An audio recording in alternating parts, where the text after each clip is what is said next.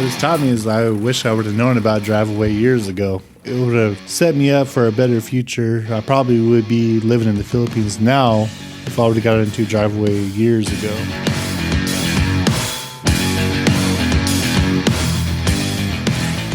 Welcome to Six Figure Trucker, the podcast where we share advice on how to be successful in trucking and have fun while doing so. We'll share stories, news, and advice on how to earn six figures in trucking, and we'll speak to guys and gals that are already doing so. Let's get to the show. Hello, everyone, and welcome to the Six Figure Trucker, brought to you by Norton Transport. This is a format where we elevate and celebrate the drivers that move trucks all over the country, up into Canada as well. We don't move the freight, but we move the trucks that eventually do move the freight. And we've got a very special guest with us in person here this evening. It is St. Patrick's Day. He is wearing green down on his shorts there. Brian Clark joins us now. Brian, how are you? Pretty good. How are you? I'm doing great. We see Brian here in the office from time to time. Brian has a different role with Norton Transport. How would you describe your role here? I mean, you know just about everybody in the office. We see you all the time. Always good to see Brian. How would you describe your role? Well, I am a deck driver, but I've done new decks. I've done used decks. And Norton started another company doing the Truckaway. So we load chassis on trailers instead of decking them up and driving the unit itself. Now, that company is called, it's a division of Norton Transport called Driven Logistics. Brian is wearing that shirt right now as we speak. But it's been a bear of a week for you, hasn't it? Yeah, I went home to take care of some business in Oregon and worked my way back, picked up a load in Arizona, took it over to Texas, and then a couple box trucks, and then went down to Laredo and got a couple chassis going to North Carolina. So I was like just doing my thing, and then Justin, he called me up, said, I need a huge favor from you. One of our drivers broke down in Atlanta.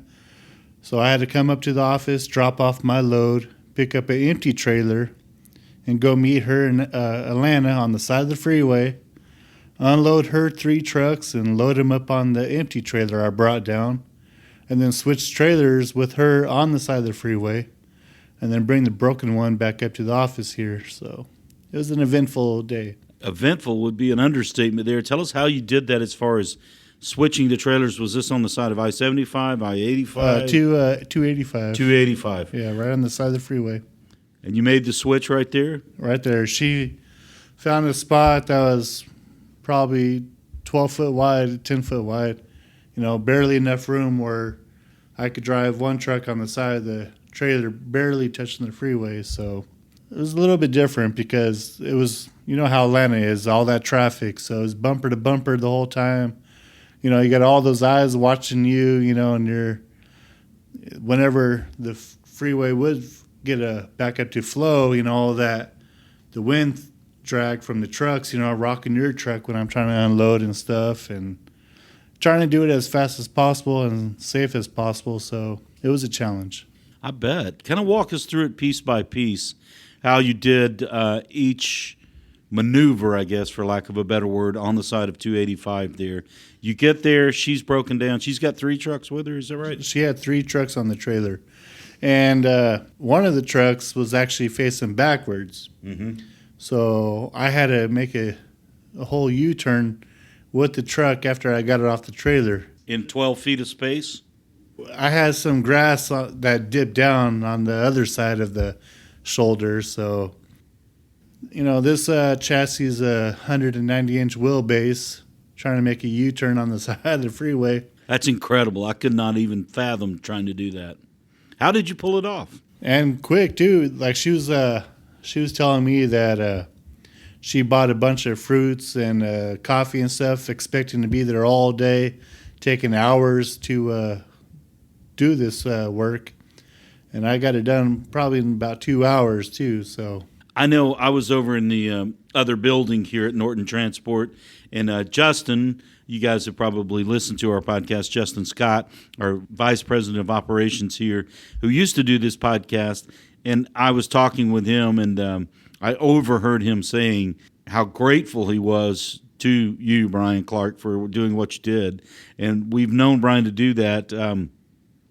How do you get that kind of drive to go above and beyond? I've always been one to work as hard as I can. Even before trucking, I worked at Rent Center for about 4 years before I got into trucking. I worked my way up to store manager, and I was an assistant manager for a few years, taking me a while to get my own store. But I was the first guy there. I was the last one to leave. I got threatened by the district manager for kicking me out of the store during lunch breaks because I'll work during my lunch. And I've always been the guy who always wanted to work my ass off, do whatever I can to benefit the company, not just myself, And it wasn't even for money. Like I said, when I worked at Rent Center, I'll work for hours on my own time, before work, after work, not getting paid for it. I don't do it for money. I just do it because I really don't have another life. My life is just work. Especially being a truck driver, driving all over the country. I don't go home like most drivers do a few times a month or whatever. Some go home every week, whatever. All I do is I work. Where did that work ethic come from? Probably from my dad. Was he the same way? My dad, even though him and I bump heads, one thing I do respect about him is his work ethic. So he kind of instilled that in you, that work ethic where you can always go above and beyond and do that kind of thing. Wanted to talk about, you were driving all over the country, and you said, where was your run again that took you down south and west east and south, I guess it was? Yeah, well, I went from Ohio to California to deliver a load, and then from L.A. to Portland to get me to Oregon where my mom lives, and then took a little bit of time off there to take care of business, and then I drove empty all the way from Oregon to Arizona to get some box trucks. Gotcha. We were talking earlier, it's Brian Clark nationwide. You move around a lot as far as, you don't stay in one place too long, do you? Oh, no, not at all. I try and work 7 days a week. I try and manage my hours where I don't sit for a day. I don't like sitting on the road. Here at the office, I don't mind sitting because I have access to a car and I could do, some personal stuff. But when I'm on the road, I don't want to sit in my truck all day doing nothing. Gotcha. Now, let's talk a little bit about Oregon. Now, is that where you grew up, home state? Where did you grow up? I grew up in California. What part? Near Sacramento. Okay. Do you miss it? No. Why is that? I don't like the life in California. It's expensive life, a lot of crime in that area, and I enjoy being on the road. Gotcha. So I don't look at one state in any particular way. I see it all as America, and I just love driving through everything. I don't want to be tied down to one place. That's an awesome statement. You see it as America. You're listening to the Six Figure Trucker, brought to you by Norton Transport. In-house with us today, in person, is Brian Clark, one of our exceptional drivers. He works for Driven Logistics, does just about anything we ask of him. And Brian, you were talking about driving through. You see it as all of America. Is there a part of the country that sticks out to you that you like more, or you're excited about to go to, or not necessarily? Is it all the same? How do you look at it? They're all a blur to me, pretty much, because you're driving down the freeway at 70 miles per hour for hours straight. They all look the same when you're flying through. I don't really get out and adventure around in all the states. I do like driving through the Carolinas. Those are nice areas. Florida's beautiful. I like going through there. Texas is a big, hot mess. It takes, if you're going through and you have to stop in Texas, you're in Texas for about 3 days. It just takes forever to get out of there, and it's always hot and humid. So does it get monotonous going through Texas? Oh yeah. Now you were talking about Florida. Are you a beach guy? Oh, I love the ocean and the beaches. Yeah. What attracts you to the beach and the ocean? Just that view, the weather, the smell in the air. I love swimming. I've always been a big swimmer when I was a kid, so that's what you do on the beach is you swim. Get out in the ocean, do that thing. I remember one time as a kid, I was swimming out in the ocean, and there was a sea lion right next to me. I'm talking about within arm's reach, so that's cool. That's pretty cool. Interesting. Was this in California? Oh, yeah, Monterey Beach. Gotcha. Beautiful. Yeah, Monterey Beach, that's just just south of San Jose. Yeah. Do you know the way to San Jose? Yeah. Oh, I know it all. Now, let's talk a little bit about, Brian Clark nationwide, but actually Brian Clark's comings and goings go beyond the country. You spend a lot of time outside of the country. Tell us what you can about that. Well, with this job, it's gave me a lot of opportunity to travel. I'm in the point where I'm trying to transition to move into the Philippines. What's pulling you to the Philippines? The love of my life. I found the one girl that I could see the rest of my life with, and now she's having my baby. That's awesome, man. That's good news. And that baby is not far away. No, it's coming in May. Wow, that's cool. We were talking about that earlier, and you've been with this girl for a while, haven't you? Oh, yeah. About a year and a half now, almost 2 years. Gotcha. And your plans, what are your plans in relation to her, the baby, the Philippines? Work as much as I can so I can stay there as long as possible. Gotcha. I usually would go every 3 months, I'll go for a month. Now I'm thinking about doing 2 months here and then 2 months there. Slowly transition to more time there. Right. And work my way up. Is that does that factor into why you work 7 days a week? Well, in a way, I can make the same kind of money, taking every weekend off or whatever. But like I said, I don't really have any options to do stuff here. My family's all on the West Coast. I'm never really in the West Coast, so there ain't really much to do. I don't like doing things alone, like go in the movies, or I could go do all kinds of stuff, go to a game or go, like a lot of families do, go do stuff. But right. I'm always alone, and I don't like doing something alone. No, what is your girl's name? Giselle. I've seen a picture of Giselle there. She's a very pretty woman, I should say. Now, when will I'm assuming you'll be over there pretty soon. Oh, yeah. I've already booked my flight. See, that's right there. That just reminds me. Another reason why I love Norton, because I only book one-way flights to go there. Norton books my flight coming back. I'll book a flight and run a deck set just to get me back to my truck. That's awesome. Now, you said in May your son will be here? Yeah. May 30th? May 30th, and I'm flying there May 10th. So you'll be there for a while? A couple months at least. Gotcha. That's an important life-changing moment. Oh, yeah. This is going to be my first kid, so I want to be, around as much as I can. It's like those first months are the most important. The bonding time. Oh, yeah. Gotcha. Now, how you were talking about you worked in a different, I guess, in a retail industry. Yeah. Tell us, kind of walk us through how you got into trucking. Man, that was over a decade ago. Let's see. I went to work for 7-Up, being a distributor. I go to all the stores, and the truck drivers would deliver the sodas, and I'll go and stock the shelves at the store and all that stuff. So then I asked the boss at the time, what do I need to do to get into the truck? I want to do the truck driving. I thought it was really cool and stuff. So I started trying that out, and things kind of went downhill for a while there. Then I, wound up in Renton Center, and I was enjoying that life. I was repoing from people, and I was kind of enjoying that. So I did that for about 4 years. Well, if you guys don't know, joining us here on the Six Figure Trucker, brought to you by Norton Transport, Brian Clark nationwide. You're a pretty big guy. You were talking about enjoying the repo side of it. Did that play into part of it?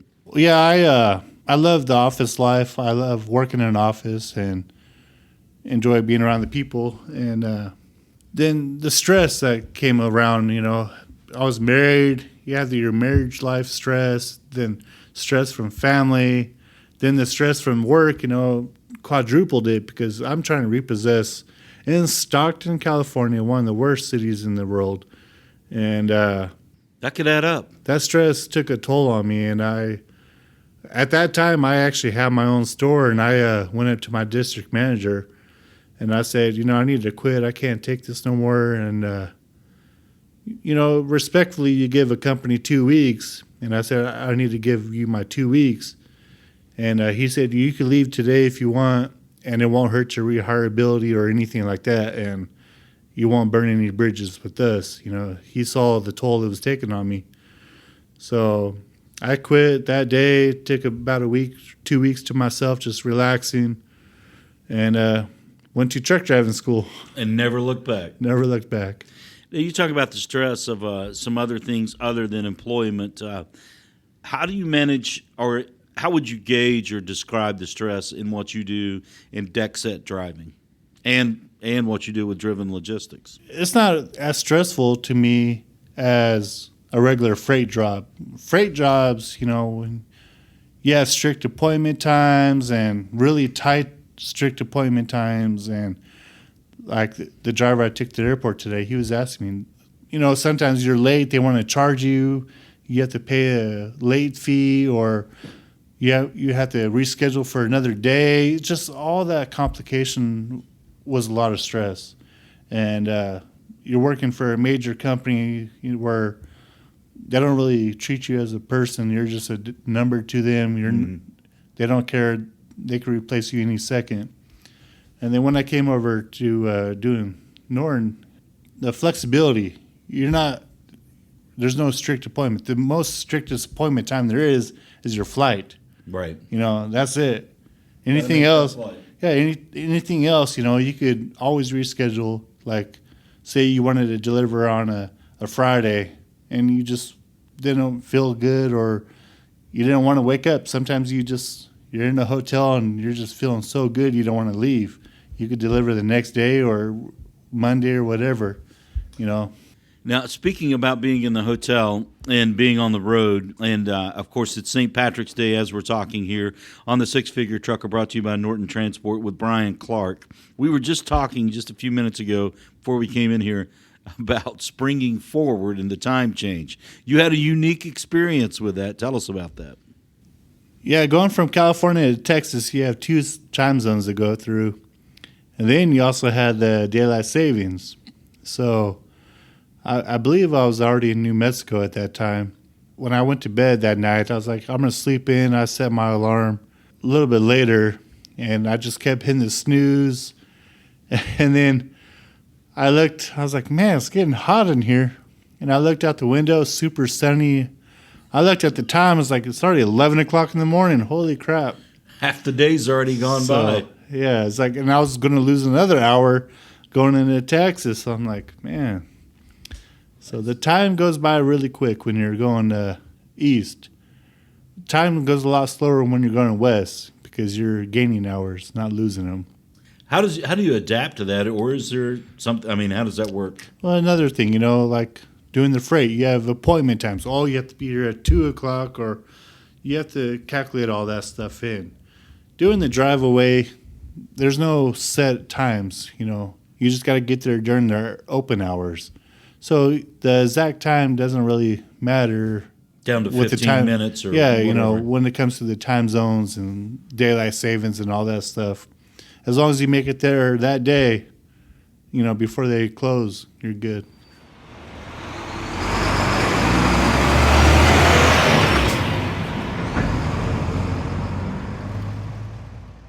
You're listening to Brian Clark here, who is one of our driven logistics specialists here, deck driver.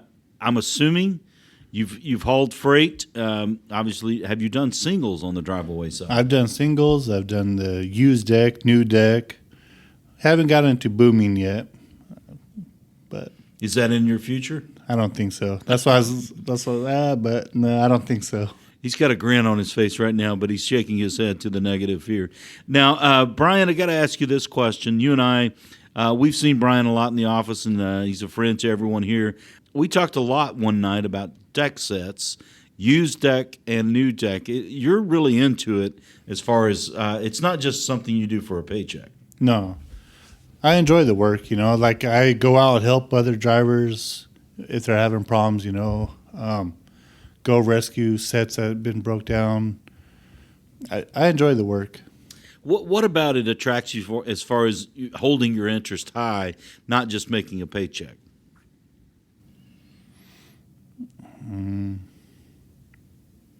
Just the work itself, driving all kinds of vehicles,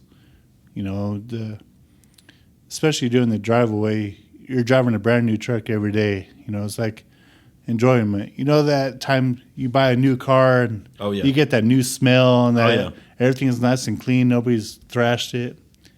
I get that feeling in the truck. Every truck's got the new smell and it's nice and clean. I guess it's got to be invigorating. Oh, yeah. Now, tell us about, I'm sure you've got some crazy stories decking. Take us to the craziest thing you've seen, the most extreme thing on a deck set that you've had. So this one time, I only deck up 3 trucks. So when I get to a place, I inspect all 3 trucks, and they're not like a new truck. When you get a new truck, you're just looking at all the major components, the engine, the tires and brakes, everything that you need to roll down the road. Mm-hmm. And on the used side, it comes to, will this truck start, or does it have anything broken on the engine? Does it have all the fluids? New trucks, they're always topped off on the fluids. So you have to look at everything, the brakes and the tires. So I'll visually inspect all the outside. Right. Then I go on all 3 on the inside, see which one's the cleanest, because I have to drive this truck. I have to drive it for 2 or 3 days, live in this truck, for a couple of days. So I try to find the cleanest one. Then it also depends on the time of the year. Do I need a heater? Do I need an air conditioner? Find out which one works best there. And so I go through all these components trying to find which one's going to be the drivable one. When you're picking the horse in the used deck set, you got to pick. Try and find the best one. And then one time when I stacked them together and I started driving, and I wanted to go to bed at night, so I was carrying a blow-up mattress and stuff like that with me, and I found bed bugs in the truck after I've already stacked them together and stuff like that. Not good. So I ended up for 2 days having to climb up in the second truck, sleeping at an angle. So how was that for you? That was a pain in the butt because I had to climb up and down every time to get out and to get back in. Yeah, and then sleeping on that angle. So. Would you sleep diagonally at the angle, or how did you? No, I just slept up against the wall. Did you get any good sleep then? I'm assuming no. But I've got better sleep than when I decked up garbage trucks. I decked up 3 garbage trucks here in Fort Payne, taking them to Dodge Center, and I did it in one night. So you were exhausted. I had to take a little nap in a garbage truck. There's nowhere to sleep in a garbage truck. Were you sitting vertical, I guess, sitting up like in a recliner? Or? Well, sitting up in a regular chair, not a recliner. Not a recliner, but like straight back. Yeah. 'Cause you can't recline in those. So I went inside, bought a pillow, put it on the steering wheel, and slept on the steering wheel. Oh, my goodness. There you go. You're hearing some great stories from the road from Brian Clark here on the Six Figure Trucker, brought to you by Norton Transport. How was that, sleeping on the steering wheel? Not a thought to be ever thought again. Right. No, it was not. What'd you get, 30 minutes sleep, actual sleep? Every time I fell asleep, I'll probably wake up in 20 minutes probably. And I did that for a couple hours. And I'm sure it hurt your back, too. Oh, yeah. That and the drive itself. Those are the worst driving trucks ever. How do you explain to people how you deck 3 garbage trucks? Well, they're just like any other truck. You have that long frame, so you have room to put a saddle down. Just not a good driving truck. Yeah, it's a rough ride. Yeah. Now, what's next for you? I mean, we've kind of looked forward into May when you're going to be going to the Philippines to see your woman and the mother of your child. What's going to happen between now and May, since we're sitting here on St. Patrick's Day, March 17th? So you got a couple Well, not probably two. Month You got and what, a half. about 6 weeks? Month and a half, yeah. So I'm just going to try and run as much as I can and make as much as I can. That's when the money does come into effect. That is the most important part now. Now, you've been in this industry for quite a while. You've been on the single side, the freight side, the decking side, used decks, new decks. Not to get into your financial business, but has it been good for you? It's a lot better than I've ever done before Driveaway, so yes. When you were working in retail, Retail. Do you miss that at all?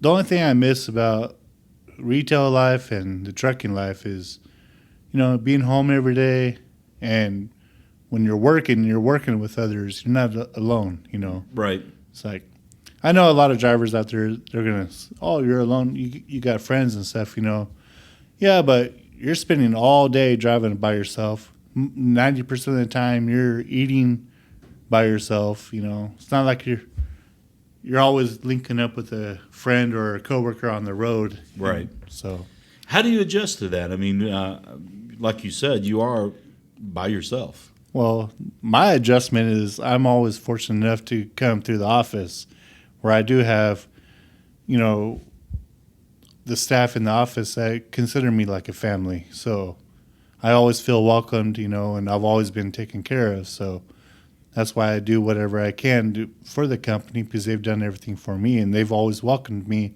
like a family member. So. And when you talk about it as a family member, it's not just an employer-employee situation that's at play here, because you've been to the homes of some of the staff members here at Norton Transport.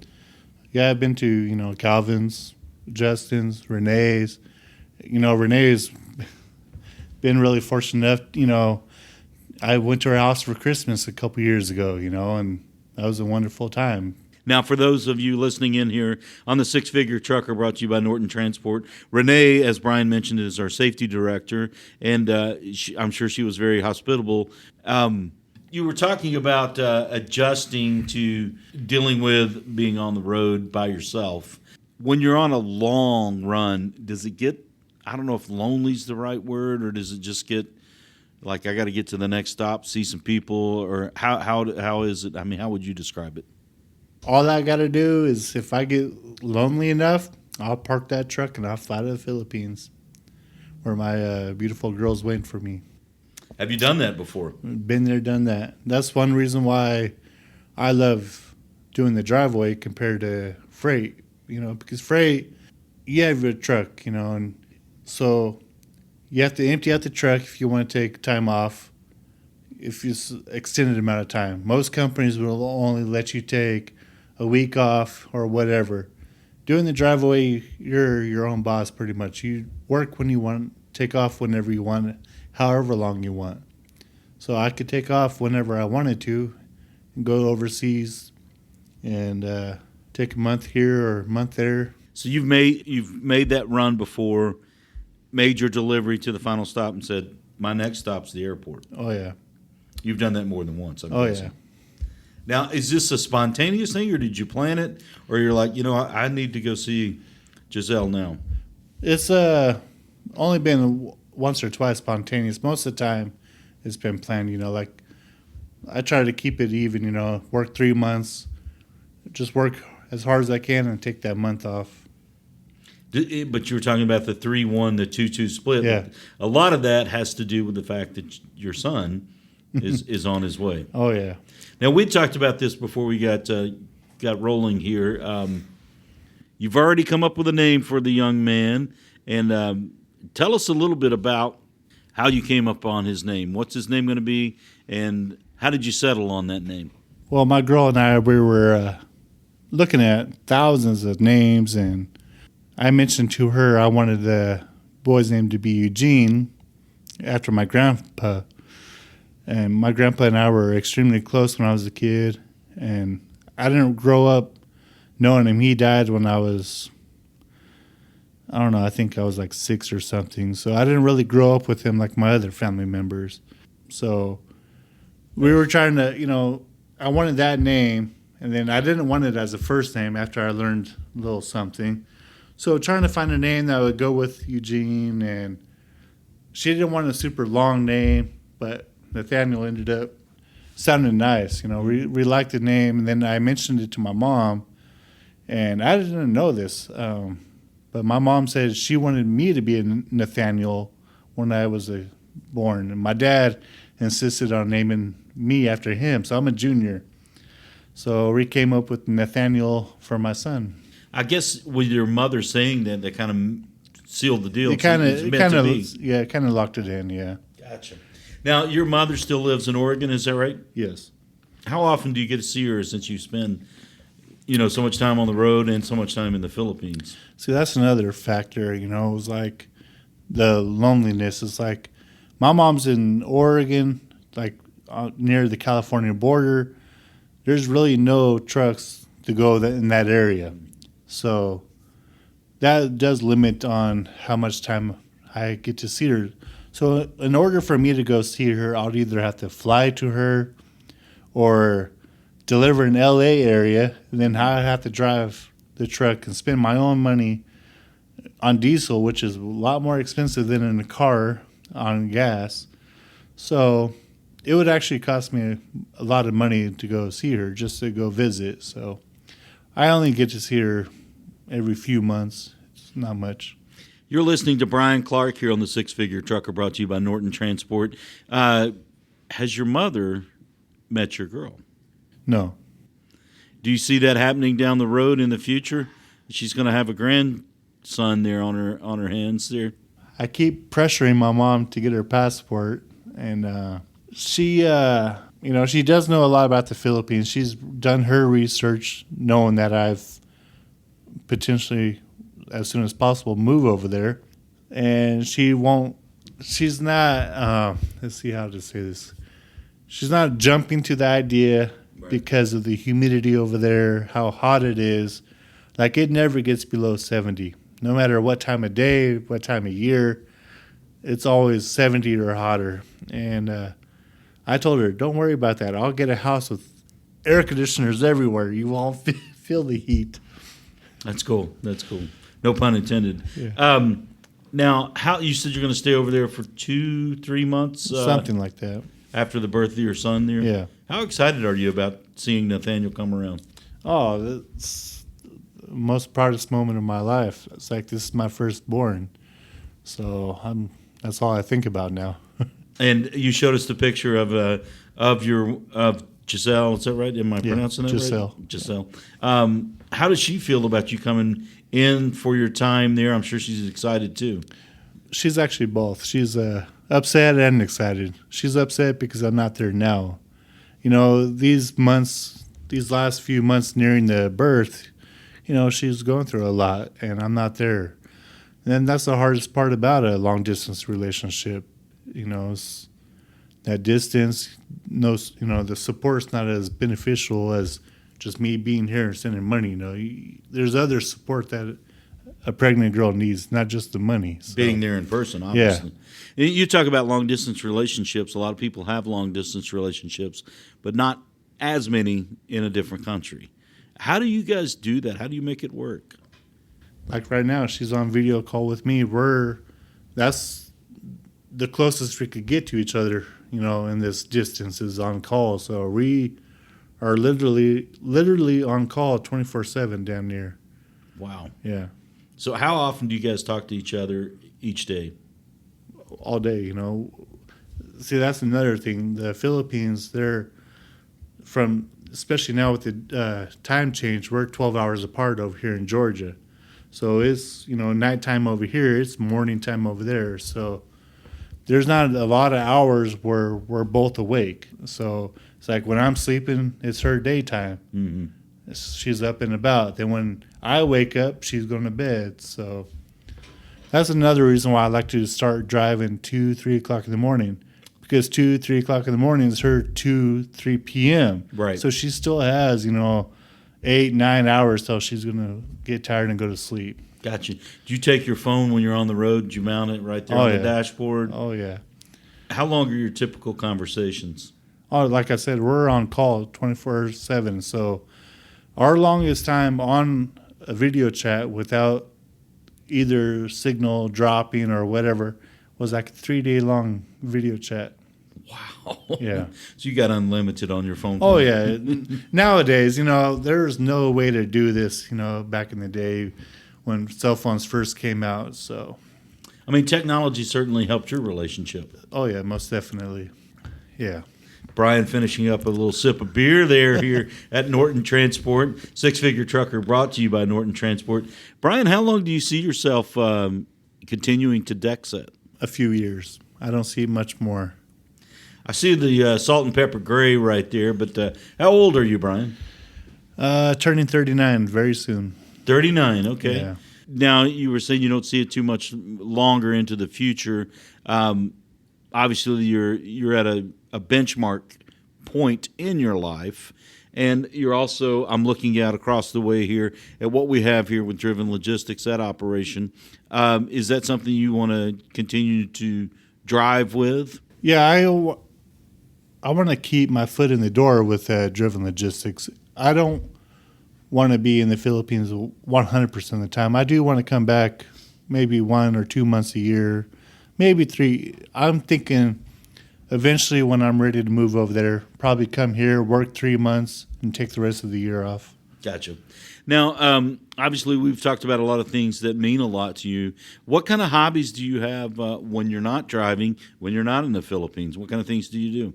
Be adventurous. Go out, explore, see new things of life out here, try new things, try new places, What are some of the coolest things and places, new things, that you've come across that really struck a chord with you?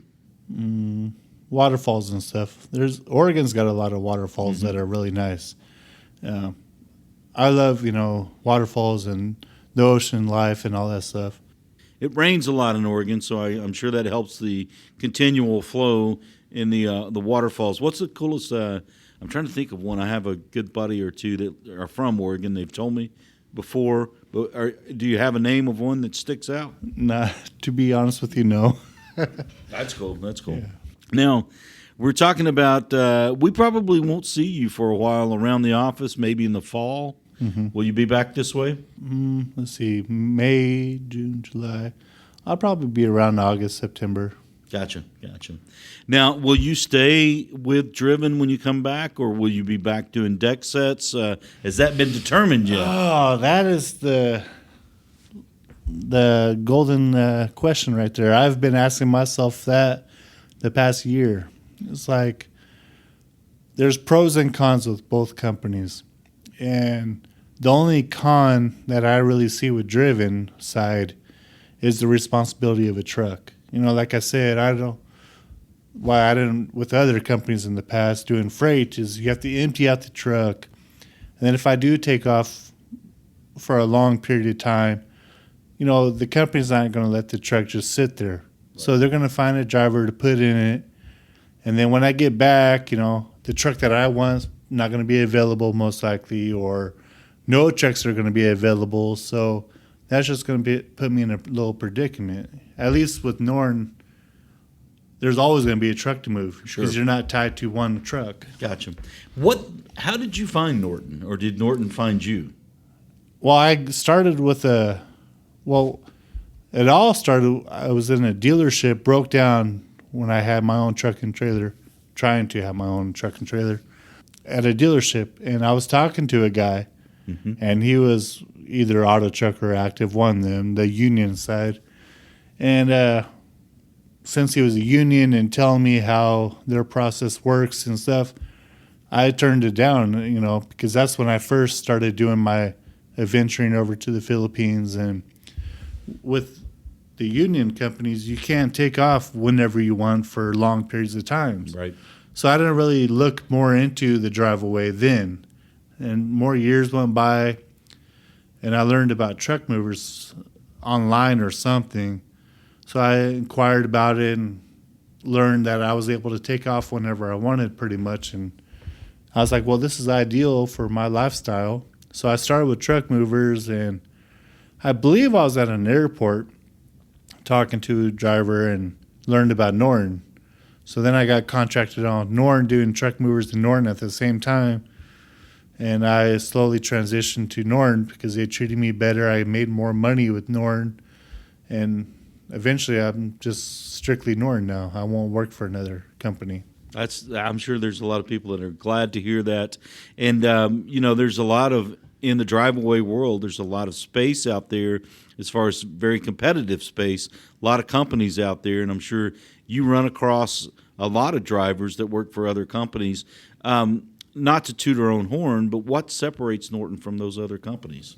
Well, I can't say too much about the other companies because I don't know anything about their work style and their relationship with their drivers and stuff. I could only speak about truck movers in Norton and truck movers, and I bumped heads with them because of their payings, the way they pay their drivers and things like that. Norton, they took a lot better care of me. Like when I was working at truck movers, I hurt my knee, and they didn't do anything about it. And all they cared about was, oh, do you have a doctor's note to come back to work? Norton, they just called me up, hey, are you ready to come? They didn't ask for a doctor's note nor nothing. They just worked me right away. Gotcha. Now, having the kind of freedom and flexibility that you have, really, I would think for your lifestyle and your situation, those go hand in hand. Oh, yeah. How much does that mean to you? It means the world because the Philippines is my only life now. And there's hardly any job. Not hardly, I can't say that, but there's not a lot of opportunity in America where I could spend as much time as I want in the Philippines. As far as finding that kind of flexibility Yeah. to open that up to you. Now, when you go to the Philippines for a couple of months, 3 months, will you be working there or just living off the proceeds you've made here from Norton Transport? Well, the cost of living is a lot lower than here, so what a typical American spends a month here in America would be like 6 months in the Philippines living. So I don't work over there. So you're squared away. Oh, yeah, I'm just lazy as hell. Enjoy yourself. It's downtime. Just enjoying my time with my girl, Is she a good cook? No. Are you? Hell no. Oh, okay. I could burn water. So what do you guys do as far as taking care of having dinner together, that kind of thing? So I guess you guys go out a lot, or how do you work that out? We do go out a lot, and family is the most important thing in the Philippine culture. So family's always there, and her family is the one that does most of the cooking. And I'm assuming they're good at it. Oh, yeah. What's your favorite dish over there? There's it's called adobo, and that's common around here too. You can find it in a lot of places. It's just got a sweet taste to it, and it's really good. Kind of give us, for those people who are not familiar with it, kind of lay out the picture for us, describe it to us, what we're talking about there. Philippines is like a real poor country, but no matter how poor a person is over there, they would give you their shirt off their back. They would welcome you into their home. Their culture is very friendly and caring about people. They care about their family more than anything. They would do anything for their family. Family first. Oh, yeah. They would do the dirtiest jobs, whatever they can, to provide for their family. And their food is spectacular. The atmosphere, the weather, everything. It's like when I'm there, I feel like I'm a totally different person. It's like I feel much better than I do here. It's like I don't feel like the weight of America on me over there. Right. Less stress. Oh, yeah. A lot less pressure. Now, how would you describe, as far as the different things you see, as far as the differences in culture? It seems, if I'm understanding you correctly here, you enjoy life over there as much or more than you do here? By far, I love the Philippine life more. To be honest with you, if I was to win the lottery right now, nobody in America would ever see me again. Really? Yeah. And what part of the Philippines do you guys stay when you're there? It's the southern part of the Philippines. The Manila, the capital, is at the northern part where I have to fly into. Then I have to take a 2-hour domestic flight down to, it's called Davao, the most southern part of the Philippines. And it's a 3-4 hour van ride up into the mountains of the province where I stay at. Gotcha. So it's pretty remote. Oh, yeah. is so remote that, like, I got married in the Philippines years ago with an ex, and to get married over there, especially by the mayor, you have to interview with the mayor, because the Philippines, they don't believe in divorces, so they want to make sure this is going to be a long-lasting marriage. So you have to do a lot of things and interview with the mayor, and he's going to make the ultimate call if he would wed you or not. The first question the mayor asked me is, do I feel safe here? That's how remote it is and how dangerous it is. Right. I was going to ask you a question about, okay, from you fly into Manila. She and her family are a long ways away south of you there. Is there a difference in the type of food in Manila, the northern part of the country, down to the southern part, as there is in America and a lot of countries? When you get enough miles, enough geographical distance in between those two regions, do you see a difference in the food, or is it the same countrywide? Food is typically the same all over the Philippines. The only difference you're going to find is like restaurants. Like in Manila, it is the capital, so you're going to get more variety and selection there. Like a lot more American restaurants and things like that. Like there's even a TGI Fridays in Manila. Gotcha. That's the only place you're going to find a TGI Fridays. So Manila's got a lot more options. Gotcha. Yeah. Now, we were talking a little bit about the funny story you told us on the used deck side there about and sleeping in the sleeper at an angle there. What about on the new deck side? Have you had a similar crazy story that's happened?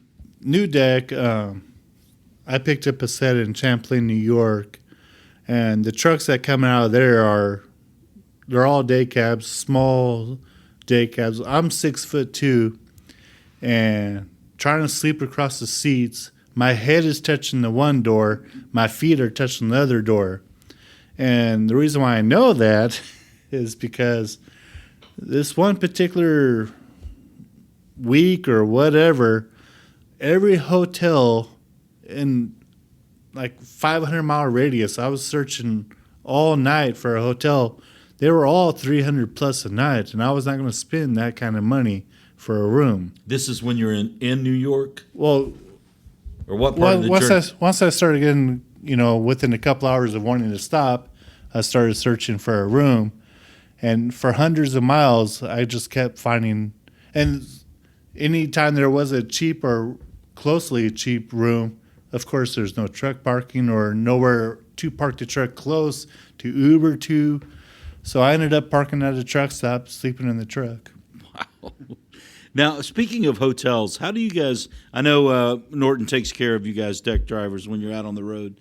Do you have a particular, don't have to name the brand, but a particular type of hotel you like to stay at? I just basically use the Choice Hotels app and Wyndham Maps, and just those two.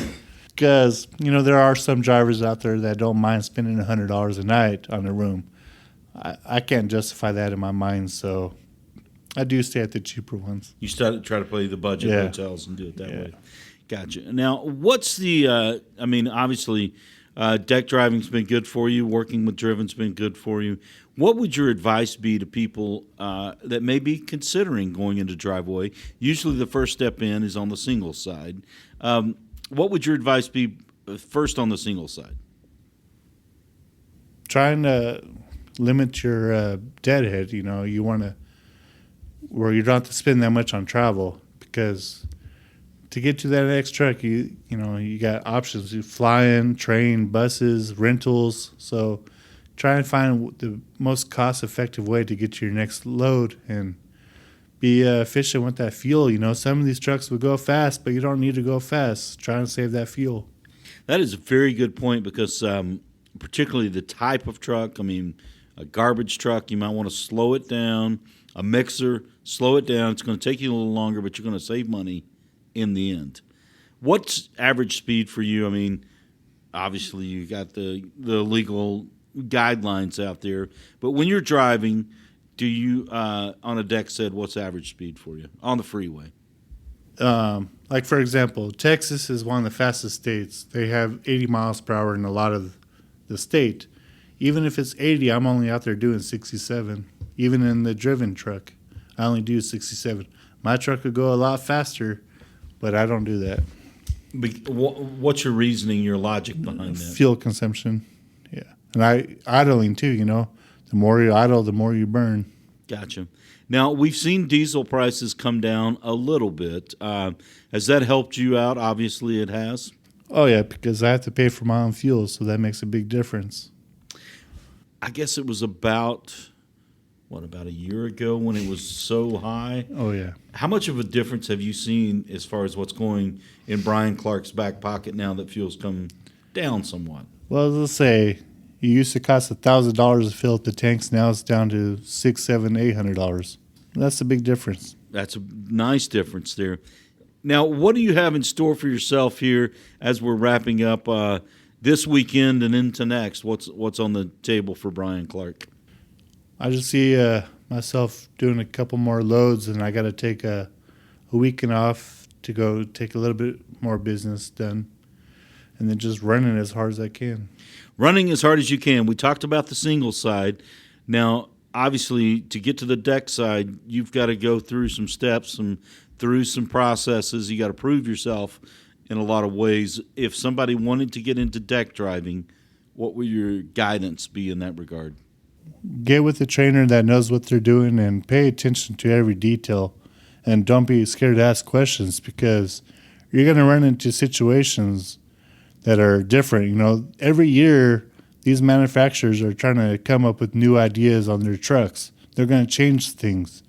So try and learn as much as you can, and that way when something does change, you could kind of try and figure it out on your own. Be ready for it.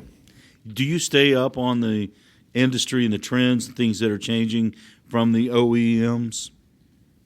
You don't really know what's changed until you start undecking these trucks and you start seeing it. So that's the only way I will see new changes. Now, we've already talked about your son is on his way. Will be here in May. How's it going to be for you stepping into fatherhood? It's going to be hard because I'm going to be out on the road driving and always thinking about my son. But I do have the advantage that he is a newborn, so he's not going to really know me by, I miss my dad and things like that. So I do have a few years before that kicks in. So. Gotcha. You're listening to the Six Figure Trucker, brought to you by Norton Transport. Brian Clark, an in-person guest for us. Brian, as we're wrapping up here, we're closing in on the last couple minutes here. Anything you want to say? Mic's open to you, not necessarily a question. Just about the business, the industry, anything like that. I mean, what it's taught you, what you've walked away with, what you can bring to it in the future. What it's taught me is I wish I would have known about Driveaway years ago. It would have set me up for a better future. I probably would be living in the Philippines now if I would have got into Driveaway years ago. Because like I said, it is financially supporting me a lot better than past jobs. Gotcha. Brian Clark, thank you so much for joining us here on the Six Figure Trucker. You've been a great guest for us, and we look forward to seeing you in the office again, and we look forward to some pictures of that baby when Nathaniel comes around. Oh, yes. I can't wait either. All right. Thank you, Brian.